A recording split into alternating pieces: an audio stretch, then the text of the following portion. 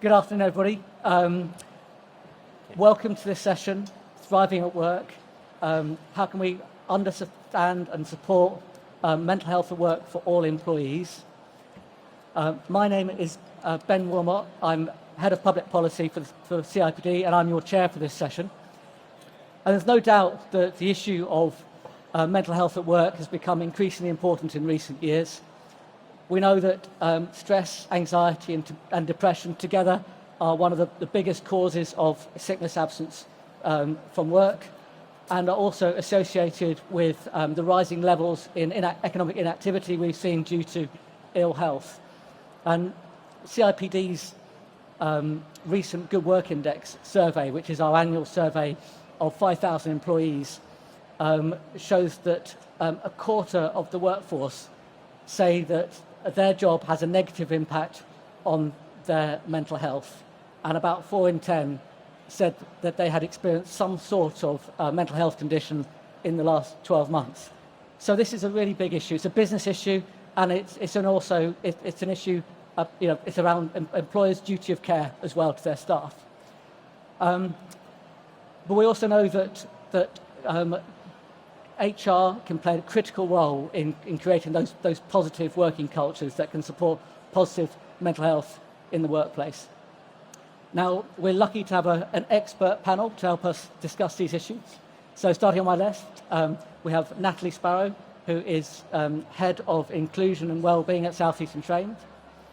And then we have Najla Nabinar, who is an HR practitioner for the Australian telecommunication industry. And then we have Hayley Farrell, who is Global Director of Health, Safety and Wellbeing at Arcadis. And then we have Idris Ashinar, who is Head of People at Asthma and Lung UK. So I think we're well equipped to explore some of the key issues in this debate. I suppose I really want to start with a sort of quite broad question to the panel, which is, what is the role of HR in creating positive and supportive working cultures that can promote positive health and well-being in the workplace? I just want anyone wants to kick off with an initial thought on this. Natalie, do you want to? Yeah, I don't mind kicking off on that. So I think, prevention is the key here, but prevention, we're preventing stress, preventing burnout, preventing isolation. And I think prevention starts with culture. And I think as people professionals, as leaders of companies, that culture starts with us, and we can really help shape that culture. But we've got to support our managers to do that, because it isn't just about us as professionals. We all have that responsibility, all the managers across our business, and it's our role to help them understand that responsibility and their involvement. We need to support our managers to be supportive managers. Yeah. So I think, we're probably lots of our companies, our organisations, we've got some really good wellbeing programmes, initiatives, things to support sort of more in crisis mode, and that kind of reactive. But actually, we need to be more proactive. We need to really invest in learning and development for our managers to create that psychological safety at the end of the day. I think, the foundation is culture, but it starts with psychological safety. When people feel safe to speak up, then they can alert you before that you can have those conversations about when they're struggling with team dynamics or workload or personal challenges. But you really need to create that environment and help our managers to understand how to do that. Yeah, thank you. That theme around good people management is often comes up as a sort of real foundational issue. Is there any, just think of anyone else, any thoughts around that sort of management capability bit? I'm going to jump back for a second, sure. To the word culture and who owns culture. And I think that's a whole thing that needs to be explored. I mean, I'm an anomaly here, I guess, because I'm a health, safety, wellbeing director. I have a background in HR, in people, and then I moved over to the dark side, so they say, into health and safety, and I brought wellbeing with me. And I think often you see departments trying to own wellbeing. It's not about being owned by anybody. The business owns wellbeing. We are there to support the business to understand the importance of keeping your people safe, keeping your people healthy, keeping your people well. So I think the culture we're having the same problem within our HSW team. We need to change leadership behaviors. We need to help leaders understand, managers take responsibility. That's a whole cultural piece of the business, right? It's not owned in one department. So I think the ownership of it needs to be shared. We work very closely with our people team, partnering with the business. I take quite a risk-based approach to well-being. You spoke about preventative. What are the risks? What are the needs of our people? Once you understand that, we can then think about what controls do we put in place to prevent that from happening. That's where we need to partner very much. So my team, HSW, in that risk space, partnering with the people team to say, how do we co-create that solution to meet the needs of our people? Because that solution is not often owned in one space either.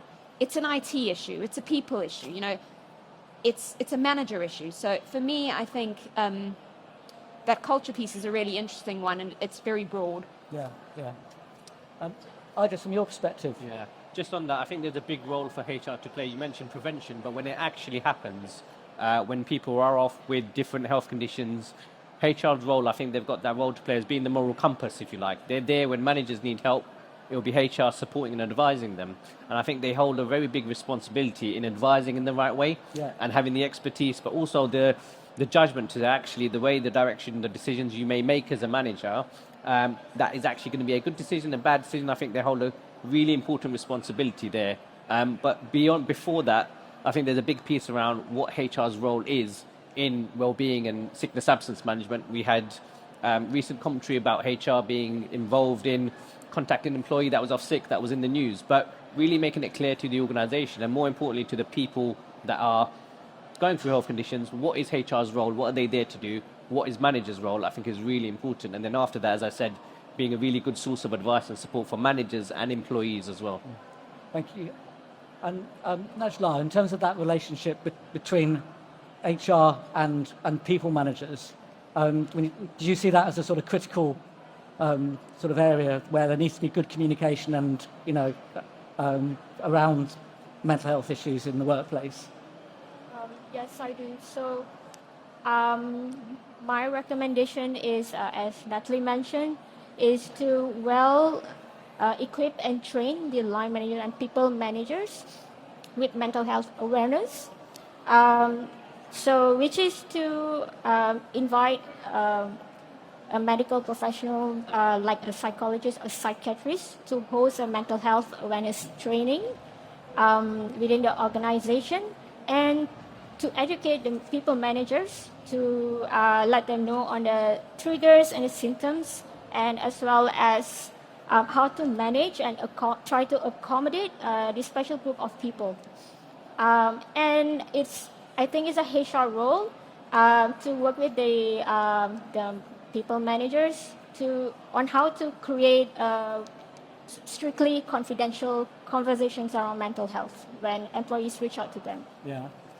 I think you quite often get this tension where you have managers who say, well, you know, I haven't got time to do the people management bit of the job, you know, and I think sometimes then you know the way of you know getting around it is, you know, if you don't invest in the people management bit, then you will get conflict, high levels of absence, and, you know, how do you build the business case? So, you know, for managers, who busy managers, they realise this is not like a nice to have, it's like integral to their role, really.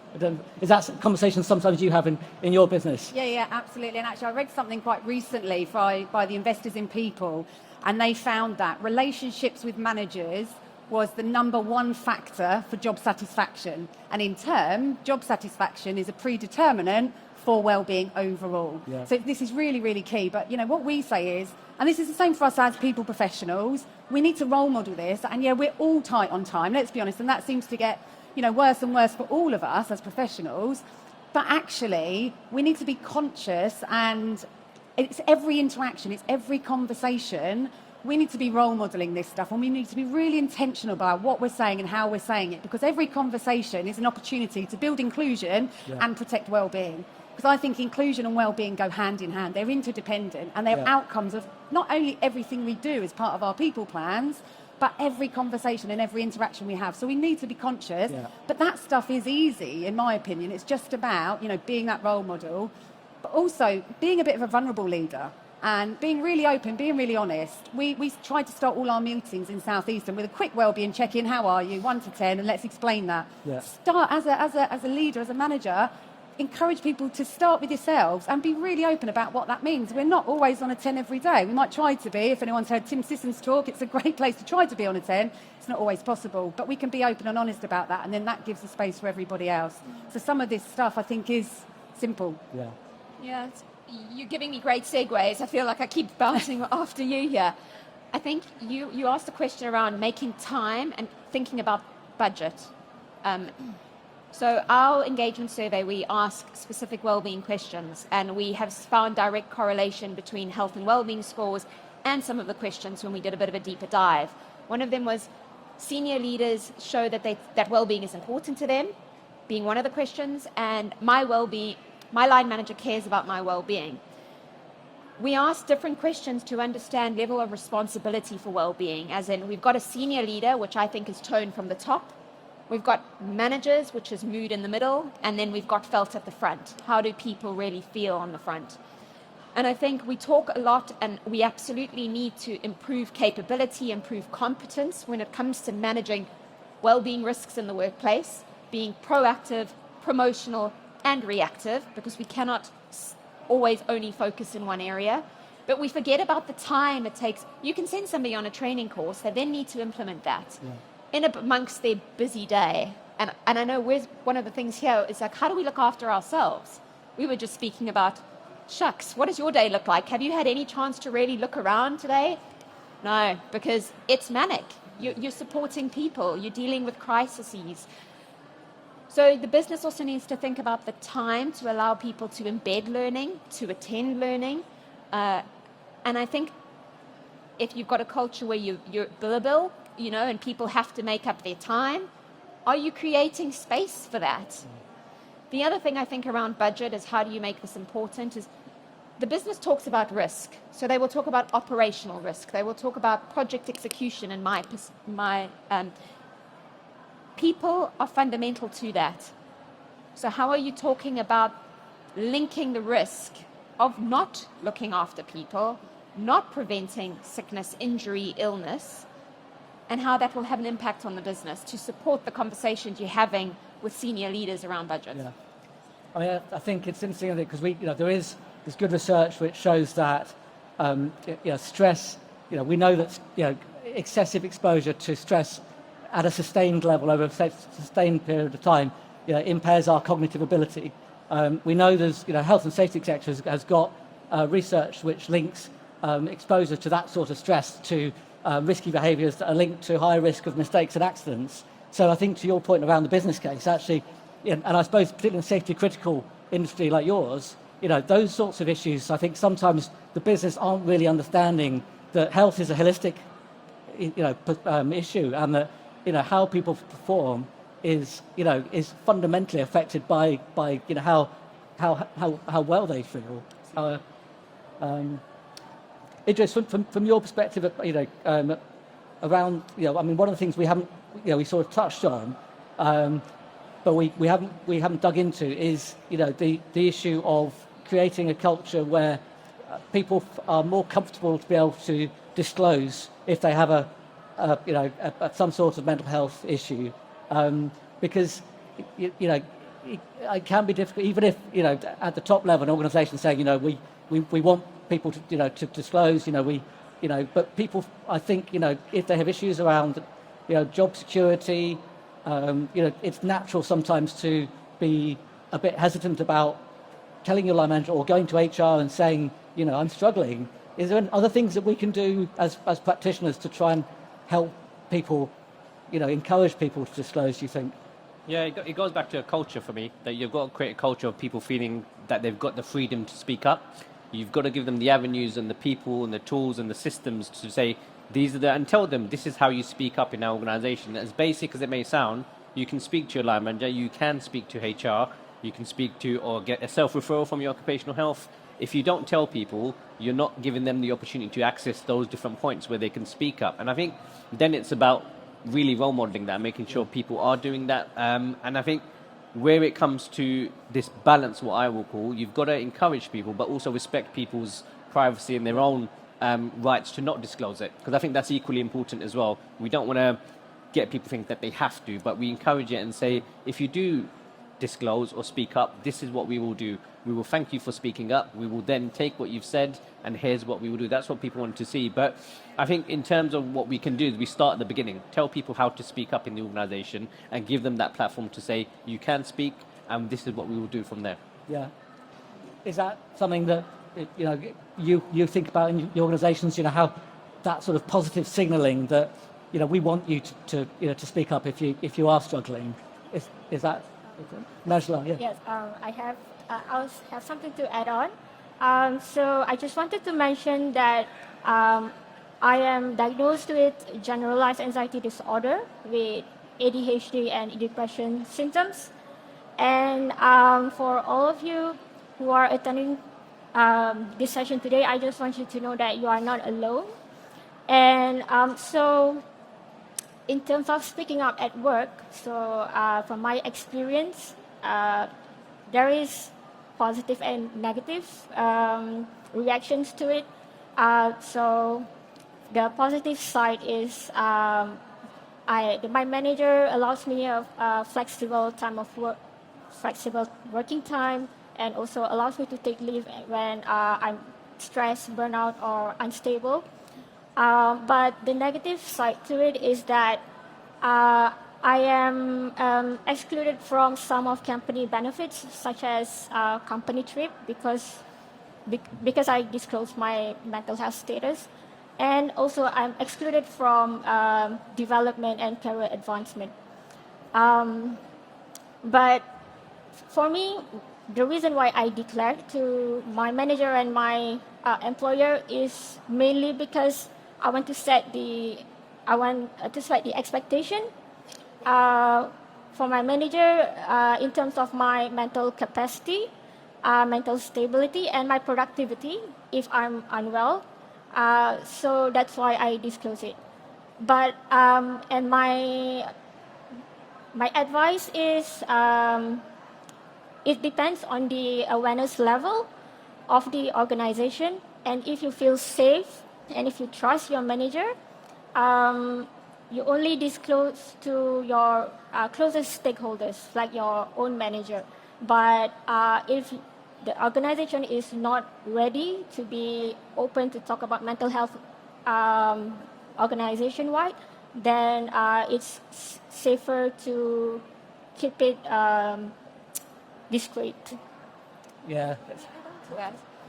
I think it's important to create opportunities and to build opportunities into processes and procedures. So from a health, safety, wellbeing perspective, we've got things like track, which is identifying a risk and giving people opportunities within your processes to speak up whether there is something impacting their physical or psychological health, safety, and well-being. We've also got a stop work authority, which means if I don't feel safe to continue, I can stop working, which we have now implemented. And it came to life this morning when I had a crisis in North America because of the riots that are happening, and it's a real life situation. And somebody reached out to our chief people officer and said, "You've made me physically safe, but the impact of this, I need to stop working." And they implemented their stop work authority.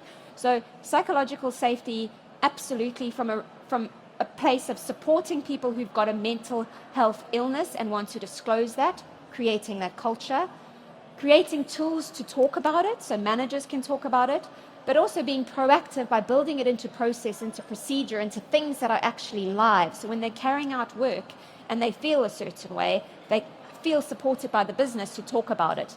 We're not saying we can solution everything, and that's a really important factor when it comes to psychological safety, because don't create safe space and promise that you're going to be able to solution everything. You've got to be realistic about those things as well.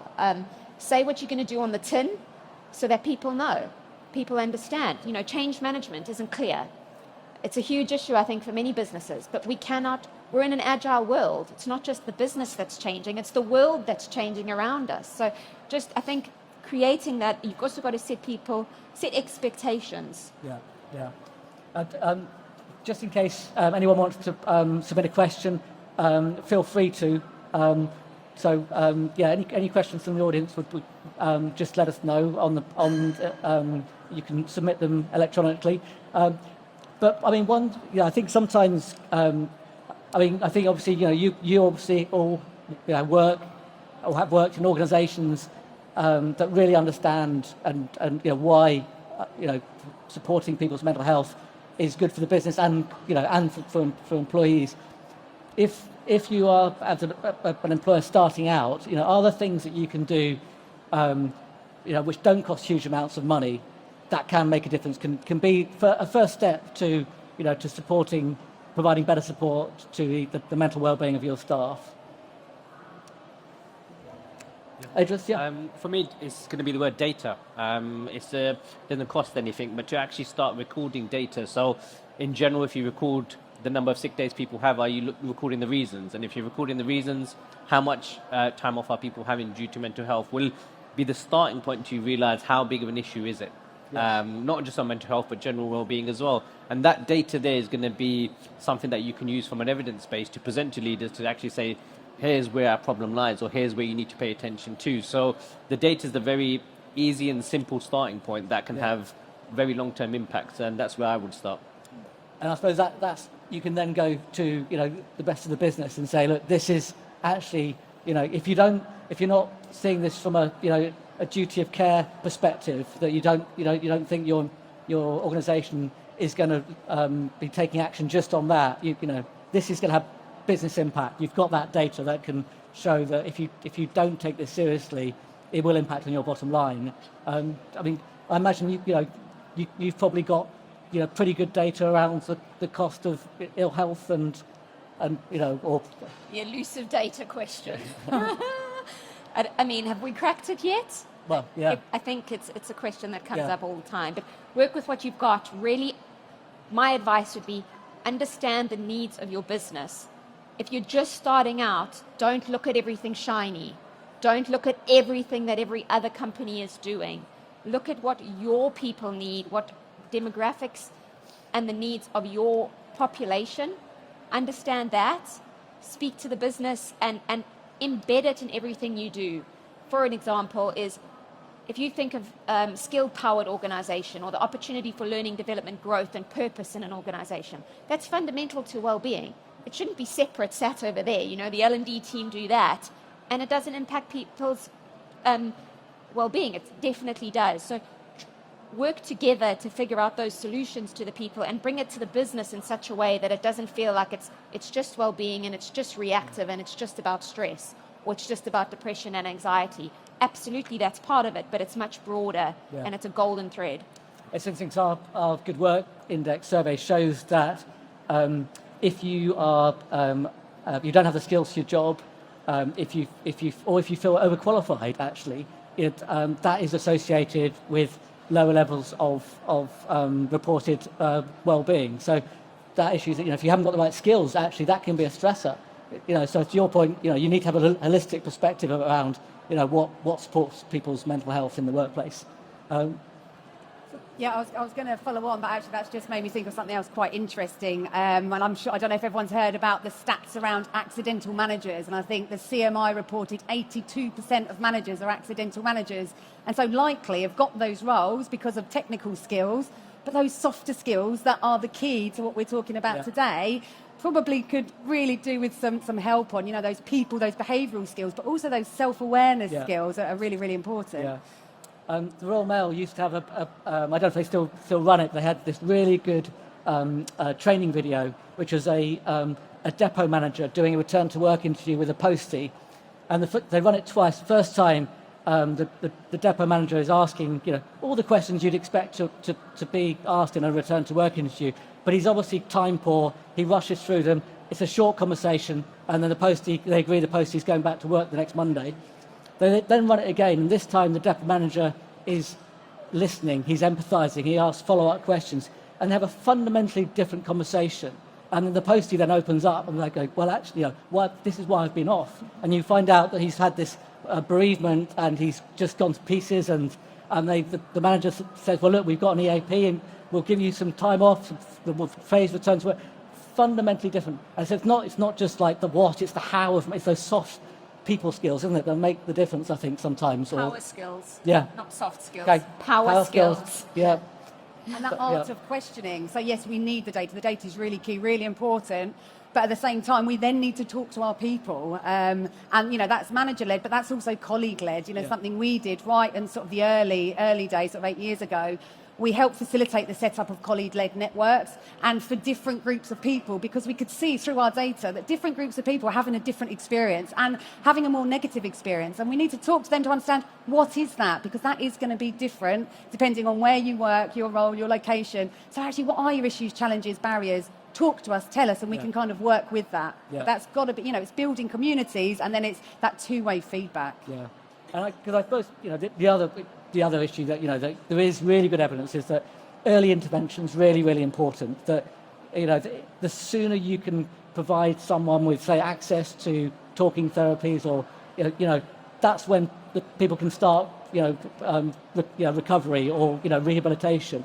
And yet, that too often, managers they're not taking those early steps, are they? Or the referral happens too late. And I suppose, if you've got those sort of networks, then you can really try and get that message across that, it's much better to intervene sooner rather than later. Is there anything around the sort of that early intervention piece that, in terms of access to occupational health, or the interrelationship between HR and OH, that's really important? I think for me, it's that when we speak of early intervention, if you don't see it in the data, you see it in someone's work. So we would rely on managers, and it's about that HR and line management relationship. How good is that? Do we wait for managers to come to HR to knock on the door, or is it we've got a proactive relationship where we're going out and finding out and saying, actually, manager, did you know from our engagement survey we've seen this, from your customer survey data we've seen this, and matching up that data, actually, this is where the struggles could be before they come. So there is that importance between, as much as we need to work more and better with line managers. Yeah. And I think we spoke about management space. We need to create that space for them and work better with them. Yeah. That will help with the early intervention piece as well, in my view. I would build on that as well, and it's an area that I don't think we've touched on, and we probably don't have time to, but in this early intervention, it's also encouraging every single one of your people to be proactive about their own health, safety, and well-being. So we've got stewardship, and we actually it's one of our key behaviors that drive our health, safety, well-being strategy, stewardship and care. Stewardship is about being proactive about your own health, safety, and well-being, and that of others, and care for each other and yourself so that we can all thrive. I think we often get a lot from professionals, people coming to you. You feel like you need to solve everything, or health, safety, well-being, but it's also sometimes putting that onus or responsibility. You've got the resources. Have you accessed them? If you look at your data, how many people are accessing your mindfulness platform?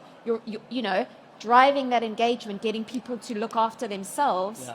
I think we struggle with that broadly as a population as well, people getting that support and access. Yeah. So it has to be a holistic effort, doesn't it, really? If we're looking at creating workplaces where people really feel that their health and well-being is being meaningfully supported. So, from the top of the business, the leadership, the key role of HR driving and that change and working with line managers. I'm just conscious of time. I suppose final takeaway. We've touched on this briefly, but in terms of the health and well-being of your teams working in HR, is there anything else that you can do to, as you're being squeezed by the business plus the demands you're under to support employees? It's quite a challenging area. I think HR sometimes is really squeezed, and is there anything you can do? One can do as to try and help address that, or is it just that really making sure as a business you're tackling it together? I think there's two bits for me. There's one, we need to help ourselves in respect to our HR structures. So have we devised our HR structure in the right way to be having a good work-life balance ourselves and be doing the right sort of work? And then there's the bit around our operating model, so how we do HR.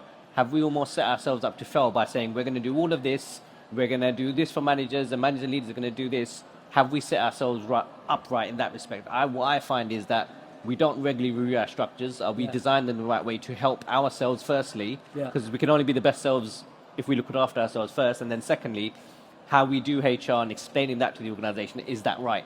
Yeah. Those are the two bits for me that I think collectively we all don't spend enough time on. That's great. I think we'll call it a day on this. Great insight to finish on, Idris. Many thanks for that. And if you could help thank our panel, and thanks very much for taking part. Thank you.